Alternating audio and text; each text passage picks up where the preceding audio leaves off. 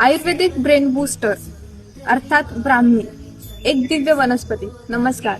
आज नवरात्रीचा दुसरा दिवस। नवरात्रीच्या दुसऱ्या दिवशी माता ब्रह्मचारिणी देवीची आराधना केली जाते। माता ब्रह्मचारिणीचा वास हा ब्राह्मी या वनस्पतीमध्ये आहे असे मानले जाते। ब्रह्मण इति ब्राह्मी, ब्राह्मीचा रस तिक्त, कषाय मधुर, विपाकाने ती मधुर आणि वीर्याने शीतवीरचा प्रभाव हा उन्माद आणि अपस्मार नाशक आहे। ब्राह्मीला सरस्वती, सौम्या, सूरश्रेष्ठा आणि मेध्या या वेगवेगळ्या नावाने सुद्धा ओळखले जाते। ब्राह्मी हे मज्जावह स्त्रोत तसेच मस्तिष्काचे पोषण करून मनाला शांत ठेवण्याचे कार्य करते।